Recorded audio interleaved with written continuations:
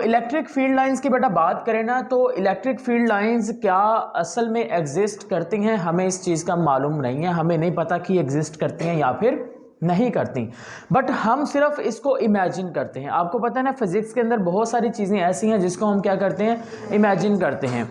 जैसा कि एक सिंपल सी मैं चीज़ बताता हूँ, हमें सिर्फ इतना, हमारे जहन में एक कॉन्सेप्ट बना हुआ है कि ग्रेविटेशनल फोर्स हमें खींचती है, लेकिन कैसे खींचती है, क्या वो रस्सा डाल के खींचती है, कैसे खींचती है पता है आपको? नहीं पता, बस खींचती है। इसी तरह से अगर हम यहां पर चार्जेस की बात कर लेते हैं, सपोज डैट आपके पास ये एक पॉजिटिव चार्ज आ गया, दूसरी साइड पर भी पॉजिटिव चार्ज है, ये नेगेटिव चार्ज है। हमारे जहन में ये कॉन्सेप्ट बना हुआ है कि जो चार्जेस हैं वो एक दूसरे को अट्रैक्ट या रिपेल करते हैं, लेकिन कैसे अट्रैक्ट और कैसे रिपेल करते हैं इस चीज का हमें नहीं पता। ठीक है, हमें एक और चीज सीखी थी, that is a electric field. हमने इलेक्ट्रिक फील्ड को क्या कहा था, हमने कहा कि सपोज दैट ये एक चार्ज है, अगर इस चार्ज की जो फील्ड है, इस चार्ज की जो फील्ड है, उस फील्ड के अंदर कोई दूसरा पॉइंट चार्ज आ जाता है तो उसकी वजह से क्या होगा कि ये जो चार्ज होगा, ये चार्ज उस पॉइंट चार्ज के ऊपर क्या लगाएगा, एक फोर्स लगाएगा। क्या लगाएगा? फोर्स लगाएगा। अब हमें नहीं मालूम कि ये जो फील्ड है, ये जो पॉजिटिव चार्ज है, ये पॉजिटिव चार्ज की जो फील्ड है, वो जो फील्ड लाइंस हैं वो कैसी हैं। तो हम कहेंगे, हमारे जहन में सिर्फ कॉन्सेप्ट है कि चार्ज के गिर्द फील्ड लाइंस होती हैं। ठीक है, चार्ज के गिर्द क्या होती हैं, चार्ज के गिर्द फील्ड होती है, और वो जो फील्ड है उसको हम रिप्रेजेंट किससे करते हैं, लाइन से करते हैं। तो that is known as electric field lines. Electric का मतलब चार्ज से रिलेटेड। ठीक है, तो हमें what is electric field lines? Electric field lines आपने कहना, these are not original line, these are the imaginary lines. ये कौन सी होती हैं बच्चे? ये बेटा इमेजिनरी लाइंस होती हैं, जो कि हमें नहीं मालूम कि एग्जिस्ट करती हैं या फिर नहीं करती, लेकिन हमें कैसे पता चला कि ये लाइंस एग्जिस्ट करती हैं? हमने अगर सोचा कि ये लाइन यहाँ पे होनी चाहिए, तो हमें ऐसा क्यों लगा कि यहाँ पर होनी चाहिए? इसका मतलब यह हुआ कि हमने शायद कोई एक्सपेरिमेंट किए, एक्सपेरिमेंट के बेस पर हमने कहा कि ये शायद यहाँ पर होने चाहिए, ये यहाँ पर हो सकती हैं या हैं। ठीक है, हमने एक्सपेरिमेंट किया, हमने चार्ज जो Q था, Q पॉजिटिव चार्ज, उसके करीब जब हम पॉइंट चार्ज को लेके आए, तो पॉइंट चार्ज को इस चार्ज Q ने क्या किया, रिपेल किया। तो हमने अपने माइंड में कॉन्सेप्ट बना लिया, शायद जो पॉजिटिव चार्ज है, जब हम पॉजिटिव चार्ज की वजह से फील्ड लाइंस को स्टडी करते हैं, तो वो फील्ड लाइंस, क्योंकि पॉजिटिव चार्ज जो है वो पॉइंट चार्ज को रिपेल करता है, क्योंकि point charge is a small positive charge, तो इसका मतलब यह है कि शायद जो पॉजिटिव चार्ज है इसके ऊपर जो फील्ड लाइंस है वो बाहर की जानिब है। तो हम यहां पर फील्ड लाइंस देखेंगे, electric field lines due to positive charge. अगर हम पॉजिटिव चार्ज की वजह से इलेक्ट्रिक फील्ड लाइंस को देखते हैं, तो बेटा electric field lines due to positive charge हमेशा किस तरफ होंगी, रेडिएट्स आउटसाइड। अब रेडिएट लफ्ज यूज किया गया, बेटा रेडिएट का मतलब होता है जो ओरिजिनेट हो, बिल्कुल स्ट्रेट अपनी सरफेस से बाहर की जानिब जो ओरिजिनेट हो रही होती हैं, उनको हम क्या नाम देते हैं, हम उनको नाम देते हैं बेटा रेडिएट्स का नाम देते हैं। क्या नाम देते हैं?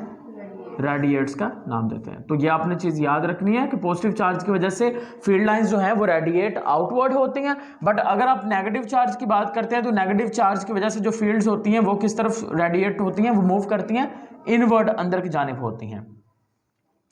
और दो फील्ड लाइंस जो होती हैं वो कभी भी एक दूसरे को इंटरसेक्ट नहीं करती। इसका मतलब क्या होता है, इसको भी समझने, बड़ा इंपॉर्टेंट पॉइंट है। अगर हम देखें, पहला पॉइंट याद रखना है, अगर आपसे प्रॉपर्टीज पूछी जाती हैं इलेक्ट्रिक फील्ड लाइंस की, तो आपने कहना है electric field lines are the imaginary lines that is present around a charge, जो एक चार्ज के इर्द गिर्द मौजूद है।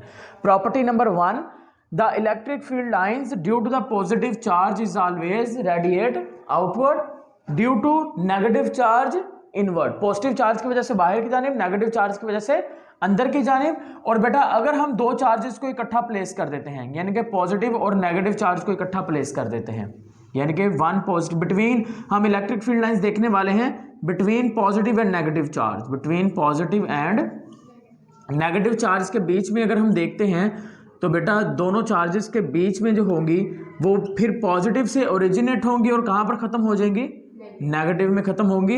देखें, पॉजिटिव से शुरू होकर नेगेटिव पे खत्म हो रही हैं और वो आपस में मर्ज हो रही हैं। ऐसा नहीं है वो एक दूसरे को काटती हुई जा रही हैं। अब काटती हुई का मतलब क्या होता है, काटने का मतलब ये है कि एक जो फील्ड लाइंस है चार्ज की, वो इस तरफ जा रही है और दूसरी फील्ड लाइंस उसको बाइसेक्ट करती हुई ऐसे जा रही है।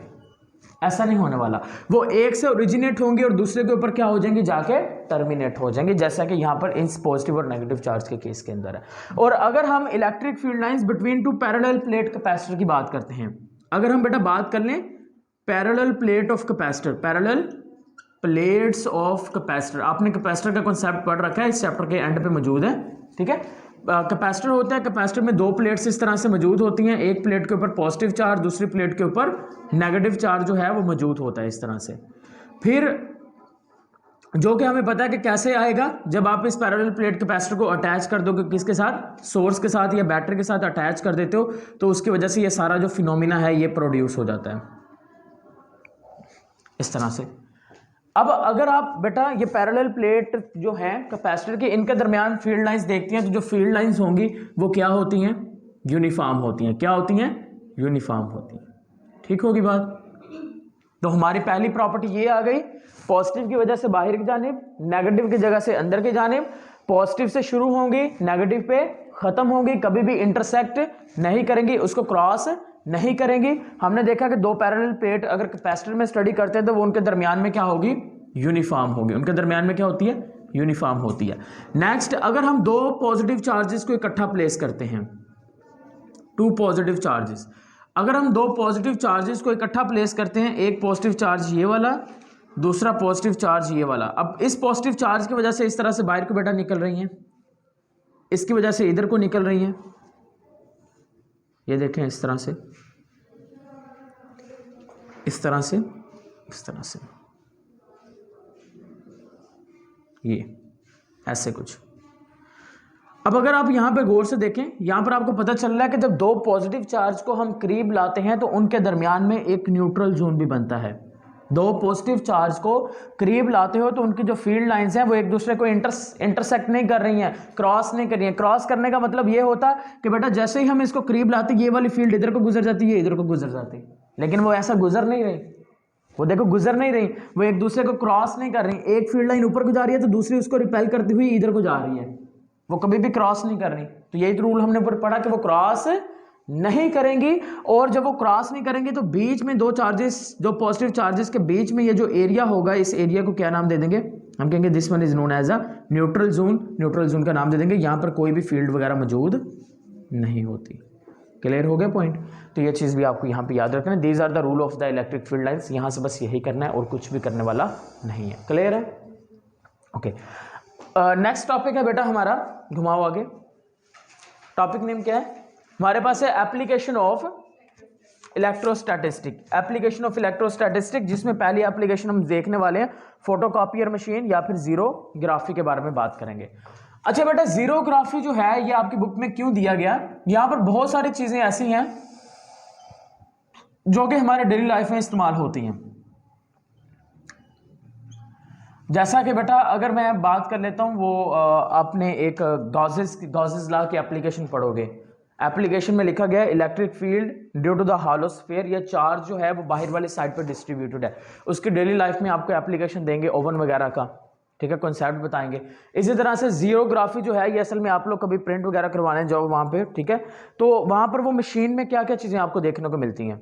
वहाँ पर वो मुझे याद है कि एक पेज लेते हैं जो आपने कॉपी करवाना होता है, वो पेज रखते हैं उल्टा करके, इस तरह से उल्टा करके रखते हैं, और नीचे से एकदम से वो जो एक लाइट सी आती है वो लाइट उस पेज पे पड़ती है और उसकी जो कॉपी होती है वो आगे से निकल जाती है। यही कुछ हमें पता है ना। अब वो कॉपी असल में कैसे होती है उसको जरा हम यहाँ पे देखेंगे।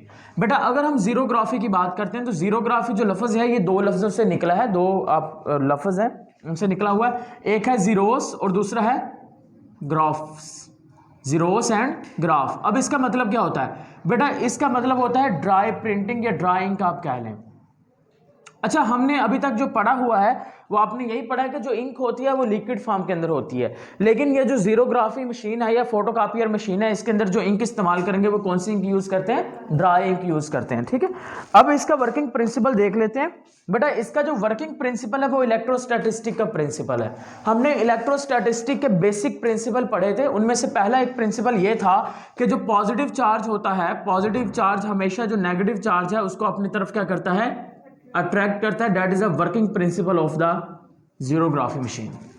लेकिन अगर इसी को आपने कॉम्प्रिहेंसिव फॉर्म के अंदर लिखना है तो बेटा आप चंद एक चीज़ें ऐड कर देना, टूनर का जिक्र ऐड कर देना, उसके बाद वो ड्रम का जिक्र कर देना, ठीक है। अगर हम जीरोग्राफी की बात करते हैं तो बेटा यहाँ पर चंद एक मेन पॉइंट्स हैं कंस्ट्रक्शन के अंदर जो कि हमने एक्सप्लेन करने पड़ेंगे। उनमें से पहला एक होगा हमारे पास बेटा ड्रम, जो कि किसका बना हुआ होगा, एल्यूमिनियम का, एल्यूमिनियम का ड्रम होगा।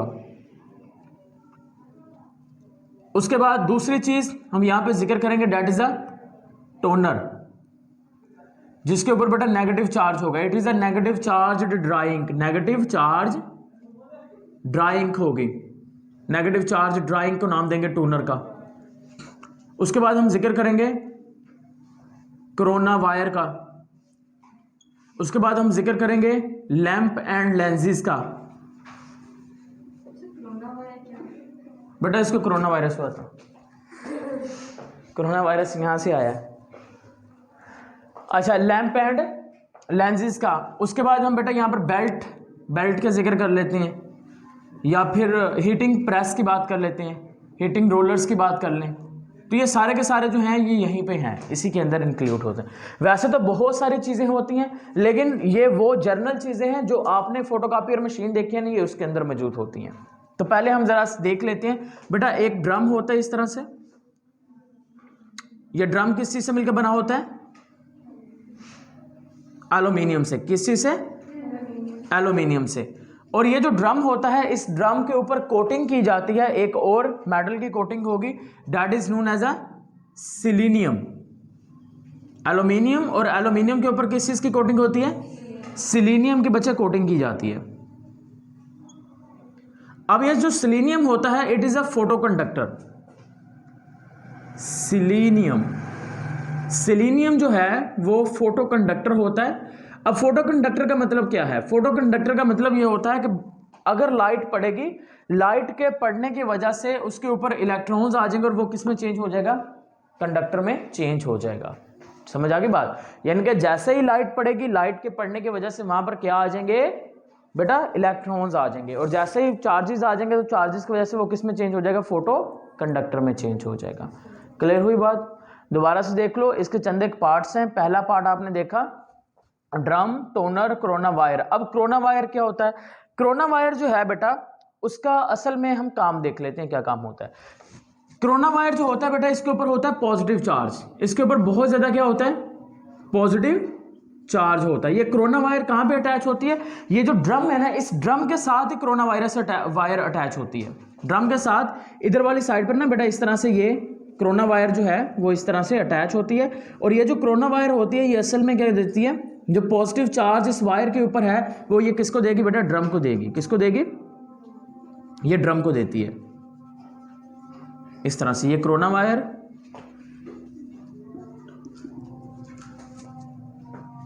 अच्छा लेंस का बेटा कोई खास रोल नहीं होता इस मशीन के अंदर, लेकिन फिर भी हम यहाँ पर एक आपकी बुक के अंदर भी उन्होंने लेंस यहाँ पे इस तरह से बनाया हुआ है, तो जस्ट एज यूजुअल फॉर्मेलिटी के तौर पर हमने बना लिया है। इधर लेंस मौजूद है और कुछ पार्ट्स यहाँ पर नहीं बताए गए, जैसा कि बेटा हीटिंग रोलर्स के बारे में और बेल्ट के बारे में। बेल्ट वो स्ट्रक्चर होता है जो क्या करता है, जो शीट होती है ना, शीट को एक साइड से अंदर इंटर करवाता है और दूसरी साइड से बाहर को निकलवाता है प्रिंट करने के बाद, तो वो आपके पास बेल्ट होता है। ठीक है, बेल्ट वो स्ट्रक्चर होगा जिसके ऊपर पेपर जो है वो स्लाइड कर रहा है, वो उसके अंदर मौजूद है। आपको कैसे समझाएं, मोटर के देखे पुरानी मोटर्स होती हैं, उसके बेल्ट होते हैं इस तरह से पट्टे के साथ, वो घूम रही मोटर होती है, वो साथ में लगी होती है ऐसे। ठीक है, तो सेम टू सेम इसके अंदर भी ऐसा ही कुछ होता है। तो वो बेल्ट इस तरह से माइंड में स्केच बनाइए, एक बेल्ट इस तरह से होगा, फिर ऊपर ये वाली चीज़ मौजूद होती है। ठीक है, और इधर एक साइड पर बेटा कोरोना वायर होगी और दूसरी साइड पर यहाँ पर टोनर मौजूद होता है। टोनर जिसमें क्या होगी, ड्राई इंक होती है। टोनर के अंदर क्या होती है, ड्राई इंक होती है। अब टोनर के अंदर जो ड्राई इंक है उसके ऊपर चार्ज कौन सा है, जल्दी से बोलो, मैंने बताया था नेगेटिव। कौन सा चार्ज है, नेगेटिव।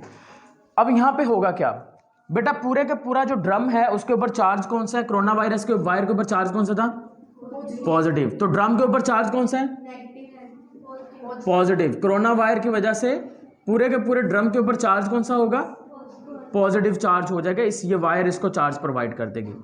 अब आपने एक पेज है जिसको आपने कॉपी करनी है, आपने वो पेज यहां पे रखा इस तरह से। अब ये जो पेज है फर्ज कर लेते हैं हम पेज है, इसके ऊपर बेटा कुछ लिखा हुआ है इस तरह से ए वगैरह, ठीक है। अब आपने इसके ऊपर लाइट फॉल की, लाइट इस तरह से फॉल की लैंप की मदद से। जैसे ही आप लैंप की मदद से लाइट फॉल करेंगे, यहाँ से बेटा मिरर की वजह से रिफ्लेक्ट होगी, और रिफ्लेक्ट होने के बाद ये जो लाइट है यहाँ से रिफ्लेक्ट होने के बाद ये कहाँ पे जाकर पड़ेगी, गिरेगी ड्रम के ऊपर। किधर गिरेगी, ड्रम के ऊपर। अब अगर आप देखो तो ये जो एरिया है जिसको आपने कॉपी करना है पेज को, इसमें दो रीजन है। एक रीजन वो जो वाइट है, एक रीजन वो है जो डार्क है या ब्लैक है।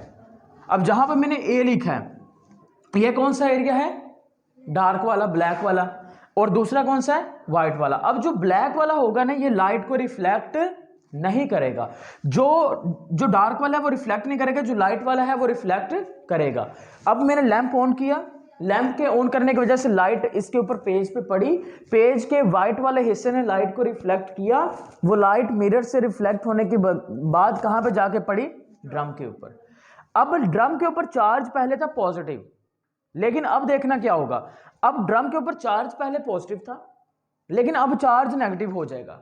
क्यों, क्योंकि बेटा देखो, अब यहां पर जहां पे बेटा ये वाला जो रीजन है जो लाइट को रिफ्लेक्ट नहीं कर रहा, तो इसका अक्स इधर बनेगा कि नहीं, तो ड्रम के ऊपर जो होगा बेटा इस तरह से कुछ अक्स बन जाएगा इसका, ऐसे। समझ आ रही है बात।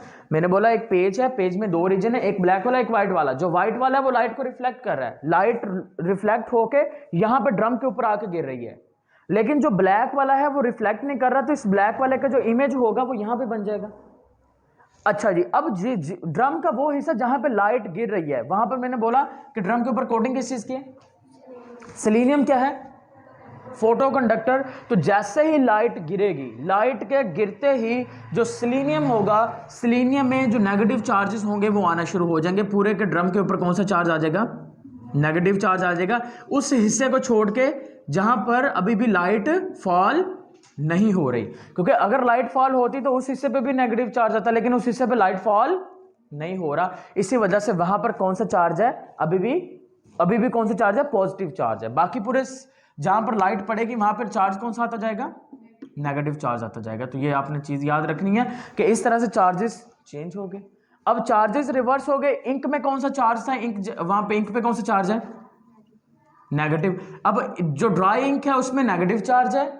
इस जहां पर हमारे वो जो भी आपने इमेज कॉपी करना है वहां पर कौन सा चार्ज है, पॉजिटिव। तो बेटा ये जो नेगेटिव चार्ज है, जो डोनर होगा वो इंक फॉल करेगा, इंक जो फॉल हो रही है वो आगे किसके साथ चिमट जाएगी, पॉजिटिव चार्ज के साथ आके चिमट जाएगी, और बाकी एरिया के साथ वो अटैच नहीं होगी, क्योंकि नेगेटिव को क्या करेगा, रिपेल करेगा। और जब बेटा वो उसके साथ आके चिमट जाएगी, उसके बाद वो जो पेज है वो पेज जाएगा हीटिंग रोलर्स में से गुजरेगा, और हीटिंग रोलर्स उस पेज को गर्म करके दबा के प्रेस करके परमानेंट उसके ऊपर प्रिंट कर देंगे। That is a working principal. ठीक है, तो दोबारा से देख लो, बड़ी सिंपल सी कंस्ट्रक्शन है, कोई नहीं है मुश्किल चीज। तीन चीजें मेन है, एक ड्रम, दूसरा कोरोना वायरस, और तीसरा टोनर। टोनर पे चार्ज रहना है नेगेटिव, जहां पे प्रिंट करनी है जो चीज वहां पे चार्ज कौन सा रहेगा, पॉजिटिव। ठीक है, तो होगा यूं कि पहले पूरे ड्रम पे चार्ज था पॉजिटिव, लेकिन जब आप लाइट लैंप से फॉल करोगे तो लाइट जिस एरिया पे जाकर गिरेगी वहां पर पॉजिटिव चार्जेस जो होंगे वो नेगेटिव में चेंज हो जाएंगे, बिकॉज सेलेनियम है और वो क्या है, फोटो कंडक्टर है। बाकी जो रीजन पॉजिटिव वाला बच जाएगा, उस पॉजिटिव वाले रीजन के ऊपर नेगेटिव जो इंक है वो आके जम जाएगी, फॉल हो जाएगी, वो हीटिंग रोलर में से गुजरेंगे और दैट्स इट, बाकी सारा काम हो जाएगा। ठीक है, तो दैट इज ये आपके पास आगे बेटा जीरोग्राफी या फोटोकॉपियर आ गई। ठीक है, अगर आपको लिखना है इस टॉपिक को तो पहले आप इसको डिफाइन करिए, पहली लाइन पे लिखा हुआ है, उसके बाद इसकी कंस्ट्रक्शन में जो पार्ट्स हैं उसको एक्सप्लेन करिए, डायग्राम बनाइए और वर्किंग बता दें इसकी। ठीक है, अब देखें बेटा आगे वाला जो है that is the inkjet printers. Inkjet printers क्या होते हैं, इंकजेट प्रिंटर्स में देखें बहुत सिंपल सी कंस्ट्रक्शन है इसकी। पहले बैक साइड पर एक नोजल मौजूद है, उससे आगे बेटा चार्जिंग इलेक्ट्रोड्स हैं, फिर डिफ्लेक्टिंग प्लेट्स हैं, और फिर नीचे वाली साइड पे गटर मौजूद है। यहां पर मेन चार चीजें हैं, बताते हैं क्या काम होता है। बेटा पहले नोजल है, हेड वाला रीजन नोजल मौजूद है, उसके बाद चार्जिंग इलेक्ट्रोड है, फिर डिफ्लेक्टिंग प्लेट्स हैं। अब यहां पे देखिए क्या होगा, इधर वाली साइड पे बेटा इस तरह से आपके पास कुछ नोजल नुमा स्ट्रक्चर है। ठीक है, यहां से इंक जो है वो स्प्रे वगैरह की जाएगी। उसके बाद कौन सी प्लेट्स हैं, चार्जिंग, फिर डिफ्लेक्टिंग, और फिर गटर, और एंड पे उन्होंने पेज भी रखा हुआ है, पेपर रखा हुआ है। ऐसे कुछ कर लेते हैं हम इस तरह से। तो सबसे पहले बेटा यहां से जो नोजल होगी, जो हेड रीजन है नोजल, नोजल से जो इंक है वो स्प्रे की जाएगी। वो स्प्रे जो होगी बेटा इंक के वो फाइन ड्रॉपलेट्स होंगे। वो क्या होंगे? Fine droplets. फाइन ड्रॉपलेट्स का मतलब छोटे छोटे कतरे होंगे इंक के। अब वो जो छोटे छोटे ड्रॉपलेट्स होंगे वो बेटा डिफ्लेक्टिंग प्लेट्स के दरमियान से गुजरेंगे। अब डिफ्लेक्टिंग प्लेट्स नहीं है बेटा, चार्जिंग प्लेट्स। कौन सी प्लेट्स है? Charging plates. इन चार्जिंग प्लेट्स के बीच में से गुजरेंगे बेटा। जब ये चार्जिंग प्लेट्स के बीच में से गुजरेंगे तो ये जो प्लेट्स होंगी, ये प्लेट्स इन ड्रॉपलेट्स को चार्ज कर देंगी। ठीक है, जिस ड्रॉपलेट्स का जो ड्रॉपलेट्स का साइज बेटा छोटा या बड़ा होगा, जो पेज पर जाने के लिए ड्रॉपलेट्स ठीक नहीं होगा, क्योंकि हमारा जो मेन काम है यहां पर भी फोटोकॉपी ही करना है। ठीक है, इंक जेट प्रिंटर्स की मदद से कि वो कैसे फोटोकॉपी करते हैं काम करते हैं। तो बेटा इंक का वो कतरा जो कि यहां पर पेज पे जाके एक गलत जगह पे गिर सकता है या स्पॉट प्रोड्यूस कर सकता है, वो उसके ऊपर बेटा चार्ज आ जाएगा। क्या आ जाएगा? चार्ज आएगा। जब वो चार्ज हो चुके आपके पास जो इंक के ड्रॉपलेट्स हैं वो डिफ्लेक्टिंग प्लेट्स में से गुजरेंगे, तो वो जो डिफ्लेक्टिंग प्लेट्स होंगी, वो डिफ्लेक्टिंग प्लेट्स उन चार्ज्ड पार्टिकल्स को क्या कर देंगी? डिफ्लेक्ट कर देंगी। तो वो जो पार्टिकल्स होंगे वो इस तरह से बेटा यहां से इस तरह से डिफ्लेक्ट होते हुए किस तरफ मूव कर जाएंगे? नीचे की जानिब। ये जो वेस्ट इंक है गटर, इसकी तरफ मूव कर जाएंगे, और बाकी जो बिल्कुल होंगे बेटा वो सीधे चले जाएंगे। और वो कहां पे चले जाएंगे? आपके पास पेपर के ऊपर चले जाएंगे, और ये वर्किंग आ जाएगी हमारे पास इंक जेट प्रिंटर्स की। और बहुत ही आसान है, इसमें से ज़्यादा कुछ बनेगा नहीं। इंक जेट में से अगर बना तो वो जीरोग्राफी में से बनेगा। ठीक है, नेक्स्ट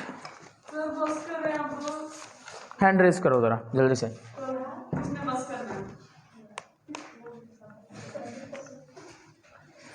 उनको देखते हुए क्यों कर रहे हो आप?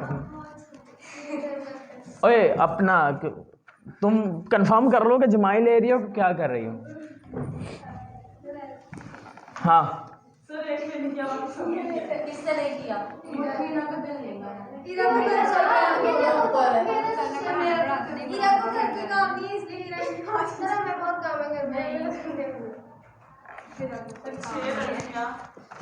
अच्छा चले ठीक है, हम एंड करते हैं। बट इलेक्ट्रिक फ्लक्स वाला टॉपिक देख लेते हैं। ये same to same magnetic flux जैसा ही है।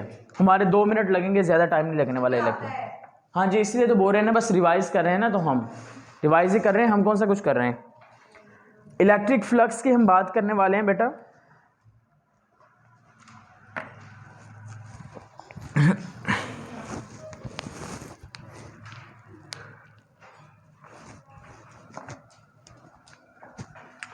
What is the electric flux?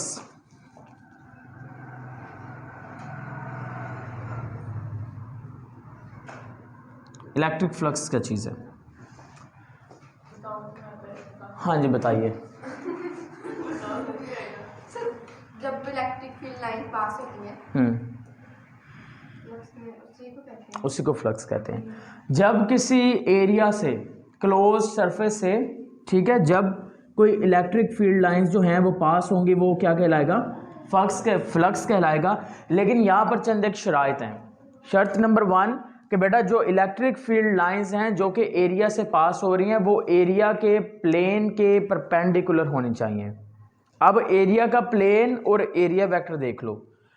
ये आपके पास बेटा एरिया है, एरिया का प्लेन है, this is a plane of area, और एरिया वेक्टर जो है वो प्लेन ऑफ एरिया के परपेंडिकुलर होता है। ठीक है, अब फर्ज करें यहां पर मैंने कोई पॉजिटिव चार्ज रखा है।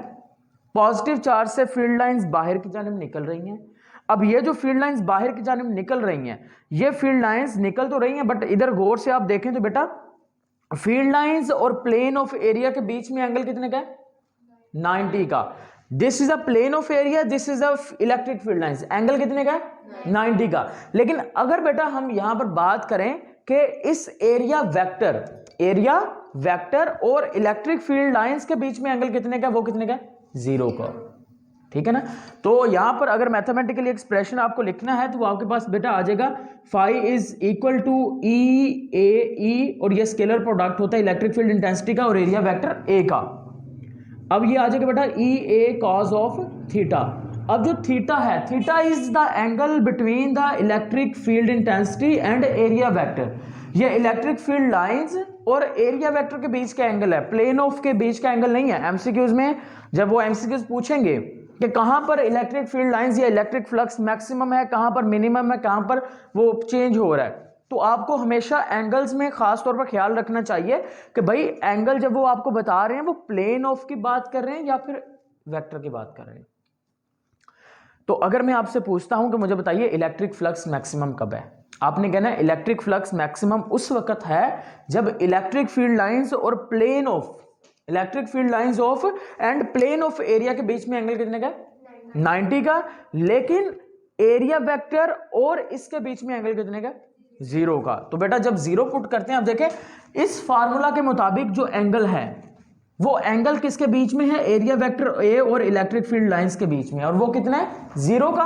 तो यहां पर बेटा cos 0 पुट करेंगे, ई ए cos 0, जब cos 0 पुट करेंगे तो फाई किसके इक्वल आ जाएगा, 1 के इक्वल आ जाएगा। किसके इक्वल आ जाएगा, 1 के, और 1 को इससे मल्टीप्लाई करेंगे तो बेटा आपके पास क्या आ जाएगा, ई ए आ जाएगा। यानी कि जो फाई होगा वो हमारे पास किस केस में मैक्सिमम होगा, जब angle between the area vector and the field lines are the 0 but angle between the field lines and the plane of area is 90 degree. ठीक है, ओके। अब इस कंडीशन में देखिए when the flux is minimum, इधर charge पड़ा है, ठीक है, चार्ज क्यों है, फील्ड लाइंस ऐसे निकल रही हैं। अब जो एरिया है, एरिया और उसके बीच में एंगल कितने का है, अब देखें एरिया वेक्टर जो है वो इधर को बनेगा, एरिया वेक्टर या ऐसे बना लेते हैं, एरिया वेक्टर ऐसे बनेगा, फील्ड लाइंस ऐसे जा रही हैं, दोनों के बीच में एंगल कितने का, 90 का। लेकिन जो प्लेन है, प्लेन या फिर अगर हम बात करते हैं फील्ड लाइंस के, वो दोनों एक ही एंगल पे हैं। यानी कि जब हम प्लेन ऑफ द एरिया को इलेक्ट्रिक फील्ड लाइंस के पैरेलल प्लेस करते हैं उस वक्त उस एरिया वेक्टर ए और इलेक्ट्रिक फील्ड लाइंस के बीच में एंगल कितने का, 90 का, 90 का, उनके बीच में 90 का, लेकिन एरिया प्लेन ऑफ एरिया और उसके बीच में कितने का, 0 का।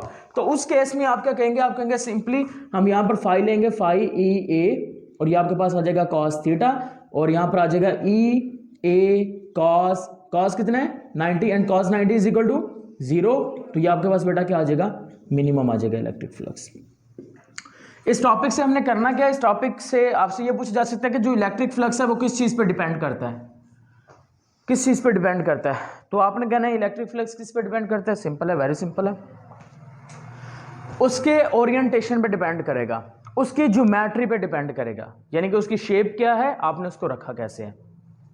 अगर ये एरिया है, मैं पूछता हूं कि मुझे बताइए कि एरिया वेक्टर क्या उसकी ओरिएंटेशन पे डिपेंड करता है, 100% करता है। क्यों, एरिया अगर आप ऐसे रखते हो तो फ्लक्स 0 है एरिया में से, अगर एरिया को ऐसे रखते हो तो फ्लक्स मैक्सिमम है। इसका मतलब हमने उसकी पोजीशन चेंज की तो फ्लक्स चेंज हो रहा है। शेप चेंज करोगे, अगर मैं रेगुलर शेप लेके आता हूँ, रेगुलर शेप लेके आता हूँ, बंद शेप लेके आता हूँ, स्क्वायर लेके आता हूँ, कोई ले आओ, शेप चेंज करोगे तो भी वो क्या हो जाएगा, चेंज हो जाएगा। क्लियर होगी बात। तो ओरिएंटेशन पे डिपेंड करता है और शेप्स के ऊपर भी डिपेंड करेगा। अब इसका यूनिट क्या होता है, यूनिट कैसे फाइंड करें, बहुत सिंपल है, हमारे पास बेटा फाई इज इक्वल टू ई ए।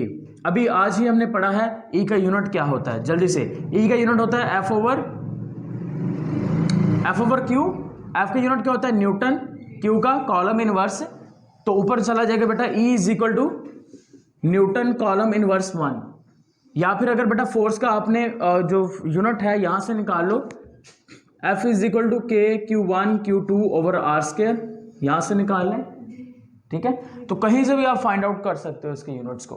आगे देख लेते हैं, तो मैं यहां से ये वाला लिख रहा हूं, इधर से ई का यूनिट बेटा आगे मेरे पास न्यूटन कॉलम इनवर्स 1, एरिया का यूनिट क्या होता है, मीटर स्क्वायर, तो बेटा फाई का यूनिट क्या आ जाएगा, फाई का यूनिट आ जाएगा newton metre square coulomb inverse 1, that is the unit of the phi.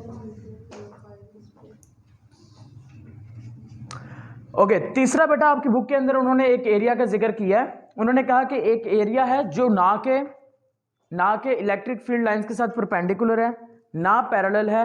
उन्होंने कहा अगर हम 90 डिग्री पर भी ना रखें, पैरेलल भी ना रखें, अगर हम किसी एंगल थीटा पे इंक्लाइंड कर देते हैं, ऐसे फील्ड लाइंस ऐसे होंगे तो 90 है, लेकिन ऐसे होंगे तो 45 हो सकता है, 50 हो सकता है, 60 हो सकता है। उन्होंने कहा कि अगर हम फील्ड लाइंस और इसके बीच में कोई एंगल थीटा रख दें इस तरह से, तो फिर क्या करेंगे आप, फिर इसका सिंपल सोल्यूशन ये है कि आप इन एरिया को छोटे छोटे पैचेस में डिवाइड करिए, पैचेस को डिवाइड करिए और उन सबका क्या लीजिए, सम लीजिए, और सम लेने से भी आप जो फ्लक्स होगा उसको कैलकुलेट कर पाओगे। उस केस में अगर वो 90 नहीं है, अगर वो पैरेलल नहीं है, अगर वो किसी एंगल पे इंक्लाइंड कर रहा है, ऐसे कर रहा है या ऐसे कर रहा है, उस वक्त आपको पैचेस में डिवाइड करना पड़ेगा। क्लियर होगी बात? तो ये हमारा इलेक्ट्रिक फ्लक्स जो है बेटा ये कंप्लीट हो गया।